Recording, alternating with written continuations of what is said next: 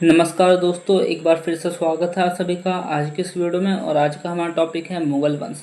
दोस्तों, आज का हमारा टॉपिक बहुत ही ज़्यादा इम्पोर्टेंट होने वाला है, क्योंकि किसी भी एग्ज़ाम में इस टॉपिक से क्वेश्चन ज़रूर पूछा जाता है। तो आइए दोस्तों शुरू करते हैं। दोस्तों, मुगल वंश का संस्थापक बाबर था और दोस्तों बाबर तिमूरिड राजवंश का सदस्य था। दोस्तों, तिमूरिडों ने इतिहास में दो प्रसिद्ध साम्राज्य स्थापित किए थे, जिनमें से दोस्तों एक था फारस और मध्य एशिया में तिमूर साम्राज्य, जिसका कार्यकाल 1370 से 1507 ईस्वी तक रहा। और दोस्तों दूसरा था भारतीय उपमहाद्वीप में मुगल साम्राज्य। और दोस्तों इस मुगल साम्राज्य का शासनकाल 1526 से 1857 ईस्वी तक रहा। साथ ही साथ दोस्तों बाबर ने मुगल वंश की स्थापना के साथ ही पद पातशाही की स्थापना भी की थी। और दोस्तों इसके तहत शासक को बादशाह कहा जाता था। आइए दोस्तों सबसे पहले हम बाबर के बारे में जानते हैं। दोस्तों बाबर का जन्म फरवरी 1483 ईस्वी में हुआ था। और दोस्तों इनके पिता उमर शेख मिर्जा फरगना नामक छोटे से राज्य के शासक थे। साथ ही साथ दोस्तों बाबर फरगने की गद्दी पर 8 जून 1494 ईस्वी में बैठा था। दोस्तों बाबर ने 1507 ईस्वी में बादशाह की उपाधि धारण की थी। साथ ही साथ दोस्तों बाबर के 4 पुत्र थे, हुमायूं, कामरान, अस्करी और हिंदाल। दोस्तों इन चारों पुत्रों में सबसे ज़्यादा जो प्रसिद्ध हुए वो थे हुमायूं। दोस्तों बाबर ने भारत पर 5 बार आक्रमण किया था। साथ ही साथ दोस्तों बाबर का भारत के विरुद्ध किया गया प्रथम अभियान 1519 में यूसुफ जाई जाति के विरुद्ध था। दोस्तों इस अभियान में बाबर ने बाजौर और भैरा को अपने अधिकार में कर लिया था। दोस्तों पानीपत के प्रथम युद्ध में बाबर ने पहली बार तुगलमा युद्ध नीति और तोपखाने का प्रयोग किया था। दोस्तों पानीपत का जो युद्ध है ये 1526 ईस्वी में हुआ था।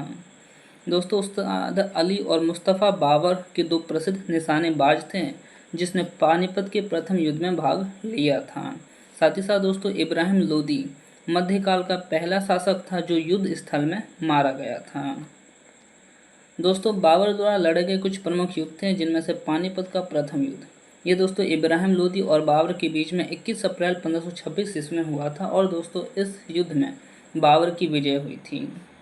दोस्तों खानवा का युद्ध 17 मार्च 1527 ईस्वी में राणा सांगा और बाबर के बीच में हुआ था। और इस युद्ध में भी दोस्तों बाबर की विजय हुई थी। दोस्तों चंदेरी का युद्ध 29 जून 1528 ईस्वी में मेदिनी और बाबर के बीच में हुआ था। और दोस्तों इस युद्ध में भी बाबर की विजय हुई थी। साथ ही साथ दोस्तों प्रारंभ में बाबर के शव को आगरा के आराम बाग में दफनाया गया, परंतु बाद में काबुल में उसके द्वारा चुने गए स्थान पर दफनाया गया था। दोस्तों वर्तमान में जो बाबर का जो मकबरा है वो काबुल में है। दोस्तों बाबर की जो मातृभाषा थी वो तुर्की थी, लेकिन वह अरबी और फारसी का भी अच्छा ज्ञाता था। यानी कि बाबर को दोस्तों तुर्की भाषा, अरबी और फारसी भाषा भी आती थी। साथ ही साथ दोस्तों बाबर ने अपनी आत्मकथा बाबरनामा जो कि तुर्की भाषा में की थी, और दोस्तों इसका अनुवाद बाद में फारसी भाषा में अब्दुल रहीम खान खाना ने किया था। दोस्तों बाबर को मुबैयान नामक पद शैली का भी जन्मदाता माना जाता है। आइए दोस्तों अब हम हुमायूं के बारे में जानते हैं। दोस्तों हुमायूं का कार्यकाल 1530 ईस्वी से 1556 ईस्वी तक रहा था। दोस्तों नसरुद्दीन हुमायूं 29 दिसंबर 1530 ईस्वी को आगरा में 23 वर्ष की अवस्था में सिंहासन पर बैठा था। दोस्तों गद्दी पर बैठने से पहले हुमायूं जो था वो बदख्शां का सूबेदार था।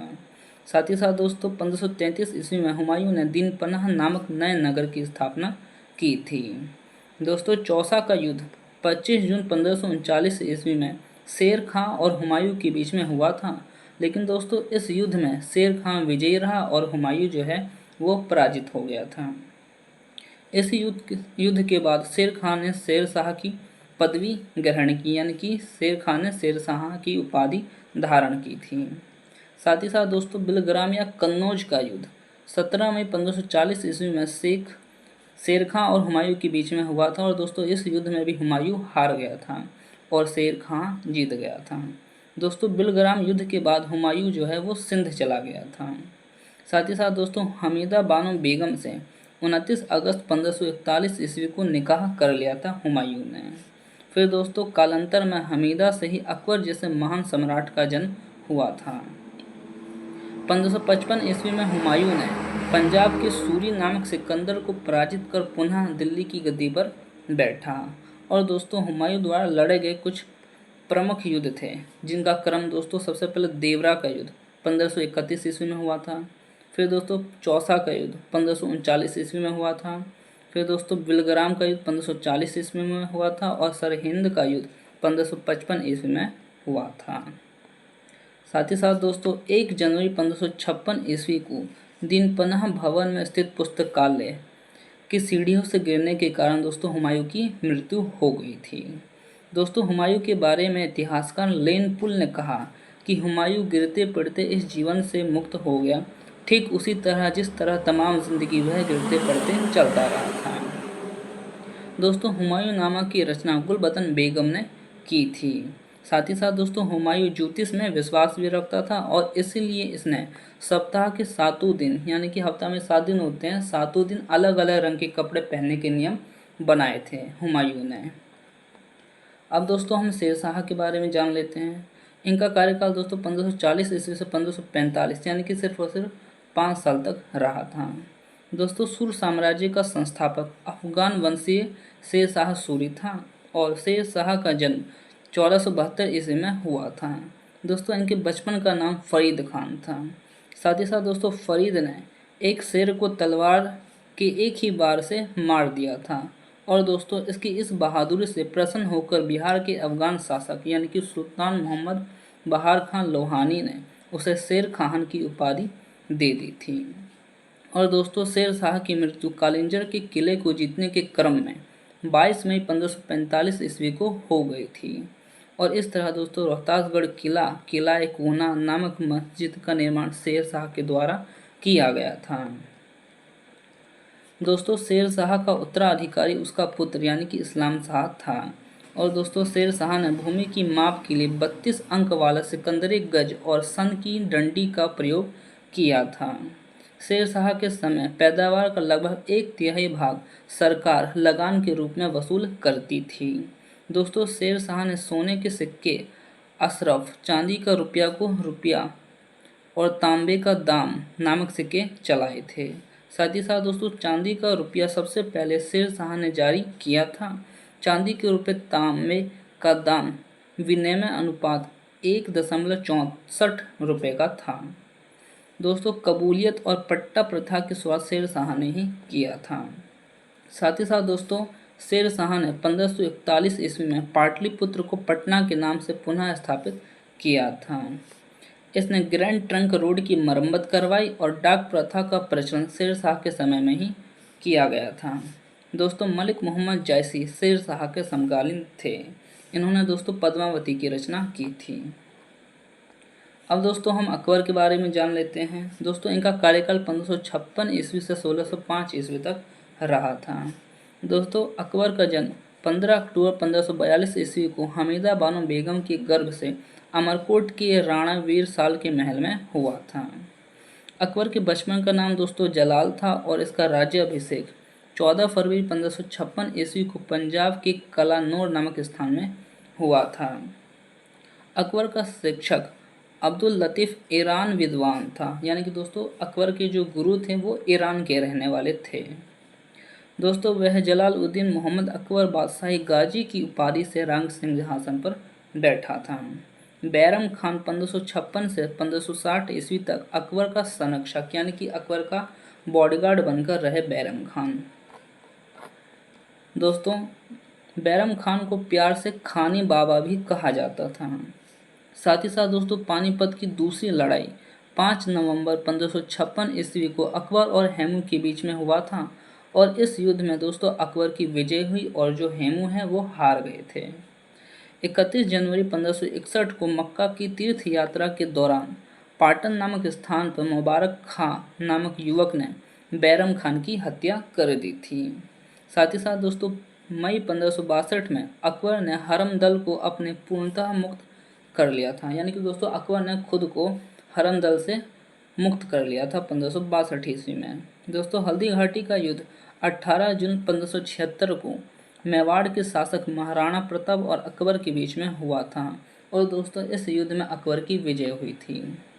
इस युद्ध में दोस्तों मुगल सेना का नेतृत्व मानसिंह एवं आसफ खान ने किया था। अकबर का सेनापति दोस्तों मानसिंह था और राणा प्रताप का सेनापति आसफ खान था।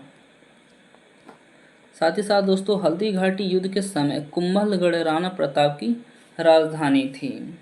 महाराणा प्रताप की मृत्यु दोस्तों 19 जनवरी 1597 ईस्वी में एक सख्त धनुष की प्रतिज्ञा चढ़ाते समय अंदरूनी चोट लगने के कारण हो गई थी। दोस्तों महाराणा प्रताप के घोड़े का नाम चेतक और हाथी का नाम राम प्रसाद था। दीन ए इलाही धर्म का प्रधान पुरोहित अकबर था। साथ ही साथ दोस्तों दीन ए इलाही धर्म स्वीकार करने वाला प्रथम और अंतिम हिंदू राजा बीरबल था। बीरबल दोस्तों अकबर के ही दरबार में रहते थे। अकबर के दीवान राजा तोडरमल जो कि दोस्तों खत्री जाति के थे, इन्होंने 1580 ईस्वी में दहसाल बंदोबस्त व्यवस्था लागू की थी तोडरमल ने। दोस्तों गुजरात विजय के दौरान अकबर सबसे पहले पुर्तगालियों से मिला और यहीं उसने सबसे पहले समुद्र को देखा था। दोस्तों अकबर के दरबार के प्रसिद्ध चित्रकार अब्दुल समद थे। अकबर के दरबार का प्रसिद्ध संगीतकार तानसेन था और दोस्तों दसवंत और बसावन अकबर के दरबार के भी चित्रकार थे। दोस्तों अकबर के शासनकाल के प्रमुख गायक तानसेन, बाज बहादुर, बाबा रामदास और बेजू बावरा थे। साथ ही साथ दोस्तों तानसेन का जन्म 1506 ईस्वी में ग्वालियर में एक ब्राह्मण परिवार में हुआ था और दोस्तों इसका असली नाम रामतनु पांडे था। दोस्तों वह ध्रुपद गायन शैली का महान संगीतकार था। ये बीन बजाते थे। दोस्तों इनकी प्रमुख कृतियों में थी मियाँ की टोडी, मियाँ का मल्हर, मियाँ का सारंग और दरबारी कान्हारा। कंठाभरण वाणी विलास की उपाधि अकबर ने तानसेन को दी थी।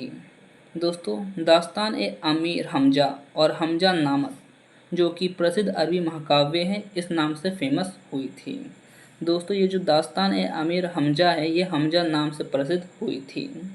दोस्तों हमजा नामा को चित्रित करने का कार्य हुमायूं के काल में प्रारंभ हुआ और अकबर के काल में पूरा हुआ और इस कार्य को पूरा करने में दोस्तों 15 वर्ष लग गए थे।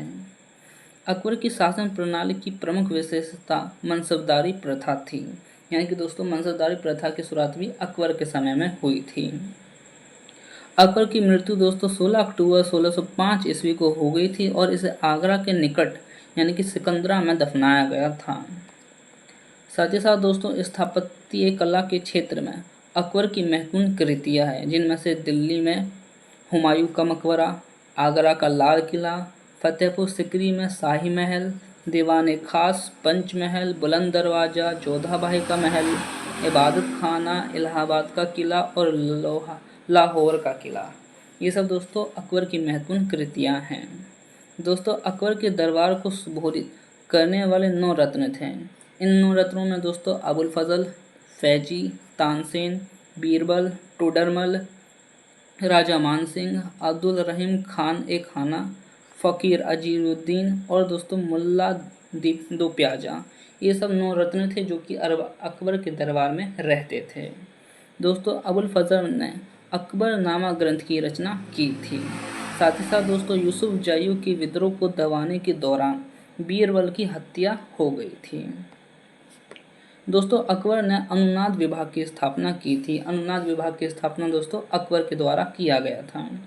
नकीब खान, अब्दुल कादिर बदायूनी और शेख सुल्तान ने रामायण और महाभारत का फारसी अनुवाद किया और दोस्तों महाभारत का जो नाम है वो रमज़नामा यानी कि युद्धों की पुस्तक रखी। दोस्तों पंचतंत्र का फारसी भाषा में अनुवाद अबुल फजल ने अनवर ए सादत नाम से किया था।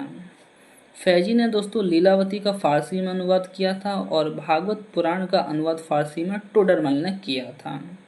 साथ ही साथ दोस्तों पंचतंत्र का अरबी भाषा में अनुवाद कलीला व दिमना कहलाता है और दोस्तों अकबर के काल को हिंदी साहित्य का स्वर्ण काल भी कहा जाता है। दोस्तों बुलंद दरवाज़ा का निर्माण अकबर ने गुजरात विजय के उपलक्ष्य में करवाया था। साथ ही साथ दोस्तों 4 बाग बनाने की परंपरा की शुरुआत अकबर के समय में ही शुरू हुई थी और दोस्तों अकबर ने सीरी कलम की उपाधि अब्दुल समद को और जड़ी कलम की उपाधि मोहम्मद हुसैन कश्मीरी को दिया था। दोस्तों मुगलों की राजकीय भाषा जो थी वो थी फारसी, और अकबर नक्कारा यानी कि नगाड़ा नामक वाद्य यंत्र बजाता था। अकबर ने दोस्तों असलगढ़ की विजय की स्मृति में अपने सिक्कों पर बाज की आकृति अंकित करवाई थी। अब दोस्तों हम जहांगीर के बारे में पढ़ लेते हैं। दोस्तों जहांगीर का शासनकाल 1605 ईस्वी से 1627 ईस्वी तक रहा था। दोस्तों अकबर का उत्तराधिकारी सलीम यानी कि सलीम को ही जहांगीर कहते हैं। ये दोस्तों 24 अक्टूबर 1605 को नसरुद्दीन मोहम्मद जहांगीर बादशाही गाजी की उपाधि धारण कर गद्दी पर बैठा था। दोस्तों जहांगीर का जन्म 30 अगस्त 1569 ईस्वी में हुआ था। अकबर ने अपने पुत्र का नाम सलीम सूफी संत शेख सलीम चिश्ती के नाम पर रखा था। दोस्तों जहांगीर को न्याय की जंजीर के लिए याद किया जाता है, और दोस्तों ये जो जंजीर थी वो सोने की बनी थी। दोस्तों जहांगीर द्वारा शुरू की गई तुजुक ए जहांगीरी नामक आत्मकथा को पूरा करने का श्रेय मौत बिन खान को है। साथ ही साथ दोस्तों खुसरो की सहायता देने के कारण जहांगीर ने सिखों के 5वें गुरु यानी कि अर्जुन देव को फांसी दिलवा दी थी। और दोस्तों जहांगीर ने खुर्रम को शाहजहां की उपाधि दी थी। खुर्रम दोस्तों जहांगीर का पुत्र है और यही शाहजहां के नाम से प्रसिद्ध हुआ था।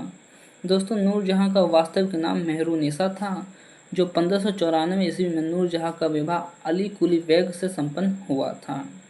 नूरजहां की माता दोस्तों असमत बेगम ने गुलाब से इत्र यानी कि गुलाब से परफ्यूम निकालने की विधि की खोज की थी। दोस्तों जहांगीर के 5 पुत्र थे, जिनमें से खुसरो, परवेज, खुर्रम, शहरयार और जहांदार ये सभी थे। दोस्तों 28 अक्टूबर 1627 को भीमवार नामक स्थान पर जहांगीर की मृत्यु हो गई थी। उसे शहादरा यानी कि लाहौर में रावी नदी के किनारे दफनाया गया था।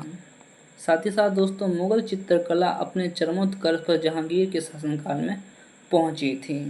दोस्तों जहांगीर ने आगा राजा के नेतृत्व में आगरा में एक चित्रणशाला की भी स्थापना की थी। मुगल शासकों में सबसे पहले जहांगीर ने ही राजा की आकृति युक्त सिक्के जारी किए थे। जहांगीर के समय को चित्रकला का स्वर्ण काल भी कहा जाता है। साथ ही साथ दोस्तों इत्माद उद्दौला का मकबरा 1626 ईस्वी में नूरजहां बेगम ने बनवाया था। दोस्तों मुगल कालीन वास्तुकला के अंतर्गत निर्मित यह प्रथम ऐसी इमारत है जो पूर्णतः सफ़ेद संगमरमर से निर्मित है। ये जो दोस्तों एतमा उद्दौला का जो मकबरा है ये पूरा का पूरा सफ़ेद संगमरमर से बनाया गया है। दोस्तों जहांगीर के मकबरा का निर्माण नूरजहां ने करवाया था। साथ ही साथ दोस्तों जहांगीर के शासनकाल में कैप्टन हॉकिंस जो कि प्रथम अंग्रेज, sir Thomas Roe, William Finch और एडवर्ड टेरी जैसे यूरोपीय यात्री आए थे जहांगीर के शासनकाल में। दोस्तों भारत में तंबाकू की खेती सबसे पहले जहांगीर के शासनकाल में ही शुरू हुई थी, और जहांगीर के समय में ही मराठे पहली बार मुगलों की सेवा में 1620 ईस्वी में आए थे। अब दोस्तों हम शाहजहां के बारे में भी पढ़ लेते हैं। इसका कार्यकाल दोस्तों 1627 से 1657 ईस्वी तक रहा था। दोस्तों जहांगीर के बाद सिंहासन पर शाहजहां बैठा, और इसने अपनी बेगम मुमताज महल की याद में शाहजहां ने ताजमहल का निर्माण आगरा में उसकी कब्र के ऊपर करवाया था। दोस्तों उस्ताद इंसा ने ताजमहल की रूपरेखा तैयार की थी।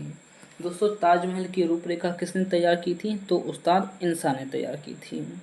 ताजमहल का निर्माण करने वाला मुख्य स्थापत्य कलाकार उस्ताद अहमद लाहिरी थी। दोस्तों मयूर सिंहासन का निर्माण शाहजहां ने करवाया था, और इसका मुख्य कलाकार बादल खान था। मयूर सिंहासन का जो दोस्तों कलाकार था वो था बादल खान। शाहजहां के शासनकाल को स्थापत्य कला का स्वर्ण युग भी कहा जाता है। साथ ही साथ दोस्तों शाहजहां द्वारा बनाई गई प्रमुख इमारतें, जिनमें से दिल्ली का लाल किला, दीवाने आम, दीवाने खास, दिल्ली का जामा मस्जिद, आगरा का मोती मस्जिद, ताजमहल, लाहौर किला स्थित शीश महल। दोस्तों हुमायूं के मकबरे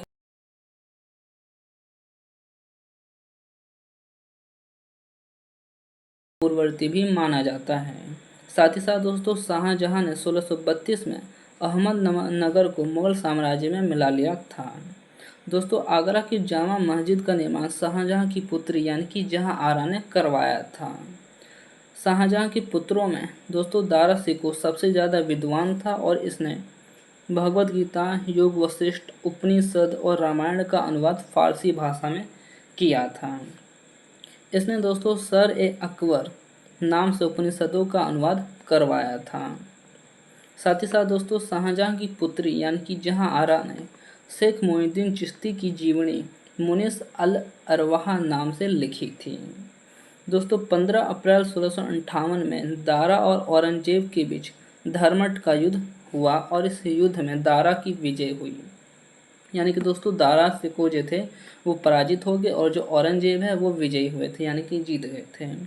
दोस्तों सामूगढ़ का युद्ध 29 मई 1658 को दारा और औरंगजेब के बीच में हुआ था और दोस्तों इस युद्ध में भी दारा हार गए थे और औरंगजेब जीत गए थे। दोस्तों उत्तराधिकार का अंतिम युद्ध देवरोय की घाटी में मार्च 1659 ईस्वी को हुआ था। इस युद्ध में दोस्तों दारा के पराजित होने पर उसने इस्लाम धर्म की अवहेलना करने के अपराध में 30 अगस्त 1659 को हत्या कर दी थी। साथ ही साथ दोस्तों शाह बुलंद इकबाल के रूप में दारा शिकोह को जाना जाता है। दोस्तों दारा शिकोह को शाह बुलंद इकबाल के नाम से जाना जाता है। 8 जून 1658 को औरंगजेब ने शाहजहां को बंदी बना लिया और दोस्तों आगरा के किले में अपनी कैदी जीवन के 8वें वर्ष यानी कि 22 जनवरी 1666 को 74 वर्ष की अवस्था में शाहजहां की मृत्यु हो गई थी। अब दोस्तों हम औरंगजेब के बारे में भी पढ़ लेते हैं। इसका कार्यकाल दोस्तों 1658 से 1707 ईस्वी तक रहा था। औरंगजेब का जन्म दोस्तों 24 अक्टूबर 1618 को दोहाड यानी कि गुजरात में हुआ था। औरंगजेब के बचपन का अधिकांश समय नूरजहां के पास बीता था। दोस्तों 18 मई 1637 को फारस के राजघराने की दिलराम बानो बेगम के साथ औरंगजेब का निकाह यानी कि शादी हो गई थी। दोस्तों औरंगजेब के गुरु मीर मोहम्मद हकीम थे और दोस्तों औरंगजेब सुन्नी धर्म को मानता था। उसे जिंदा पीर कहा जाता था। औरंगजेब को दोस्तों जिंदा पीर भी कहा जाता था। इस्लाम नहीं स्वीकार करने के कारण सिखों के 9वें गुरु यानी कि गुरु तेग बहादुर की हत्या औरंगजेब ने 1675 ईस्वी में दिल्ली में करवा दिया था। साथ ही साथ दोस्तों एक जजिया कर है। दोस्तों पहले हम जजिया कर के बारे में समझ लेते हैं, छोटा सा टॉपिक है। दोस्तों यह गैर मुस्लिमों से लिया जाने वाला कर था, किंतु ब्राह्मण, संत, वृद्ध, निर्धन, पागल, अल्पवयस्क और स्त्रियों से ये नहीं लिया जाता था। दोस्तों जजिया कर जो था वो केवल और केवल गैर मुसलमानों से ही लिया जाता था। भारत में सबसे पहले मीर कासिम ने 712 ईस्वी में सिंध विजय के बाद जजिया की वसूली शुरू की थी और दोस्तों अकबर ने 1564 ईस्वी में इसे बंद कर दिया था। औरंगजेब ने दोस्तों 1679 ईस्वी में सबसे पहले मारवाड़ में जजिया की वसूली का आदेश दिया था। जजिया कर की अंतिम रूप से समाप्ति मोहम्मद शाह के समय में 1720 ईस्वी में हो गई थी। साथ ही साथ दोस्तों औरंगजेब ने बीवी का मकबरा का निर्माण 1679 ईस्वी में औरंगाबाद यानी कि महाराष्ट्र में करवाया था। दोस्तों बीवी के मकबरे का निर्माण औरंगजेब ने महाराष्ट्र में करवाया था। दोस्तों औरंगजेब के समय हुए जाट विद्रोह का नेतृत्व गोकुला और राजा राम ने किया था। 1670 ईस्वी में तिलपट की लड़ाई हुई थी। दोस्तों तिलपट की जो लड़ाई है वो 1670 में हुआ था, वो भी जाट इसमें हार गए थे। दोस्तों 1686 में बीजापुर और 1687 में गोलकुंडा को औरंगजेब ने मुगल साम्राज्य में मिला लिया था। साथ ही साथ दोस्तों मदन्ना और अकन्ना नामक ब्राह्मणों का संबंध गोलकुंडा के शासक यानी कि अबुल हसन से था। औरंगजेब सबसे ज़्यादा हिंदू अधिकारियों की नियुक्ति करने वाला मुगल सम्राट था। औरंगजेब का पुत्र अकबर ने दुर्गादास के बहकावे में आकर अपने पिता के खिलाफ विद्रोह कर दिया था। साथ ही साथ दोस्तों औरंगजेब ने 1665 ईस्वी में हिंदू मंदिरों को तोड़ने का आदेश दिया था। औरंगजेब ने 1665 ईस्वी में हिंदू मंदिरों को तोड़ने का आदेश दिया था। इसके शासनकाल में तोड़े गए प्रमुख मंदिरों में दोस्तों पाटन का सोमनाथ मंदिर जो कि गुजरात में है, और बनारस का विश्वनाथ मंदिर। दोस्तों औरंगजेब की मृत्यु 20 फरवरी 1707 ईस्वी को हो गई थी, और औरंगजेब के समय सूबों की संख्या 20 थी।